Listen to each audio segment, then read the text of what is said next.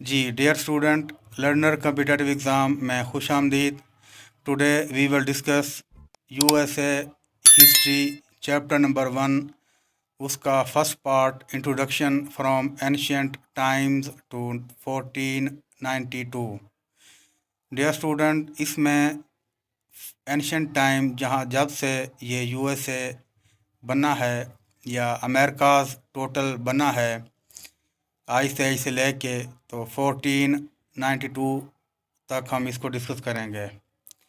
Historical background में देखें तो 225 मिलियन ईयर को एक अर्थ हमारी पेंजिया थी और एक ओशन में था, मतलब सुपर कॉन्टिनेंटल थी और ये आपस में कनेक्टेड थी। तो 10 million year ago north America जो आज बना है ये सेपरेशन होती है इसकी और ये बन जाता है। तो जब आइस एज होती है 34,000 से 30,000 BC, तो ग्लोबल वार्मिंग या टेम्परेचर जो राइज होता है उसकी वजह से तो कॉन्टिनेंटल आइस शीट जो है ना वो वास्ट हो जाती हैं। इसके रिज़ल्ट में बेरिंग सी जो है ना 100 मीटर वो बिलो करंट लेवल से चला जाता है और एक लैंड ब्रिज बनता है जिसे हम बेरिंजिया कहते हैं। आज भी ये बेरिंग स्ट्रेट के नाम से जाना जाता है।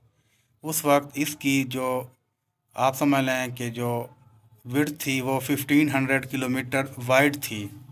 आज आई थिंक ये 82 किलोमीटर या 51 माइल्स इसकी है। तो फर्स्ट पीपल जो नॉर्थ अमेरिका में गए थे वो बेसिकली अलास्का से क्रॉस करके अलास्का गए थे, रशिया को क्रॉस करके, जिन्हें रेड इंडियन कहते हैं। तो वो एक क्लोविस न्यू मैक्सिको में जाके आबाद हुए थे 10,000 BC। तो न्यू वर्ल्ड बिगनिंग देखते हैं अर्ली सेटलमेंट में। तो दो किस्म की सेटलमेंट हमें मिलती हैं। जब एक्सप्लोर हुआ उससे पहले इरिश मॉन्क्स थे जिन्हें सेंट ब्रेंडन जो है ना लीड करते थे, और दूसरे वेल्शमैन थे जिन्हें प्रिंस मोडेक यूज़ करते थे। तो दूसरे भी थे मगर उनका जो क्रेडिबल एविडेंस है वो नहीं मिलता।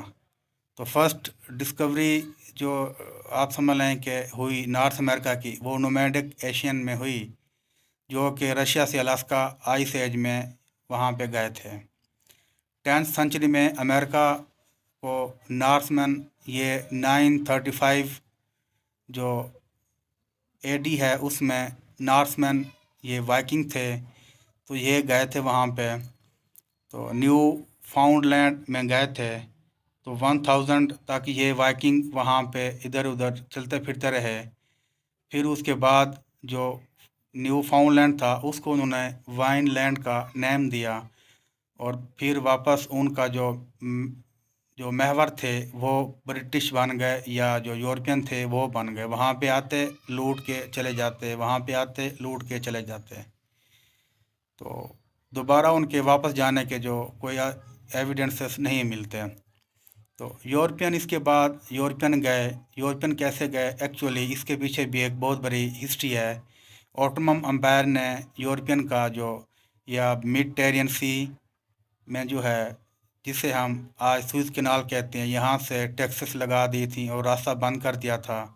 तो उनके लिए एशिया के साथ ट्रेड करना बहुत ज़रूरी थी। तो इसलिए उन्होंने इसका अल्टरनेटिव रास्ता ढूंढने के लिए कुछ एक्सप्लोरेशन की। तो वो एक्सप्लोरेशन क्या थी? तो वो एक्सप्लोरेशन जो कोलंबस गया था या दूसरे गए थे। अर्ली सेटलमेंट अमेरिका में देखें तो प्यूब्लोस थे इरोकाइस कबीले के, माउंट बिल्डर थे, मायान्स थे, इनकास था, एज़टेक थे और सियाक्स थे। तो इसके अलावा होहोकाम थे, एडिनान्स थे और दूसरे भी थे। फर्स्ट सेंचुरी AD में होहोकाम जिसे कहते हैं वो अरिज़ोना में रहते थे, और उन्होंने एक इस किस्म के विदाउट व्हील पिरामिड बनाए हुए थे जो कि आज मेक्सिको में मिलते हैं और उन्हें कैनाल और इरिगेशन सिस्टम के लिए यूज़ करते थे। तो early Indian custom and culture की बात करें तो उनकी एग्रीकल्चर और फूड जो थी, जो नॉर्थ अमेरिका में पीपल आए थे, तो वो मोस्टली एशियन हंटर के नाम से या एशियन नोमैड्स के नाम से जाने जाते थे। Around that time the mammoth began to die out and the bison took its place as principal source of food। North America की जो प्रिंसिपल फूड थी, तो gradually foraging and the first attempts of agriculture appeared।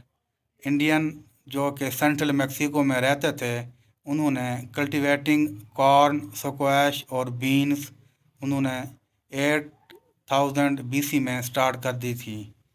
तो by 300,000 BC में primitive type of corn वहाँ पे grow की गई river valley of new Mexico और अरिजोना में। तो then first sign of irrigation began to appear and by 300 BC early village life भी उनकी नज़र आई। और कल्चर में देखें तो इंडियन सोसाइटी नॉर्थ अमेरिका में मोस्टली जो है ना एक टाइट फार्म में रहती थी और मोस्टली ट्राइब्स फार्म में रहती थी मिड वेस्ट में।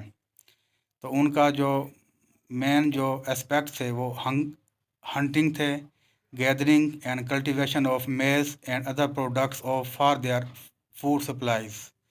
उन्होंने विलेजेस बिल्ड किए हुए थे और क्रॉप्स ग्रो करते थे।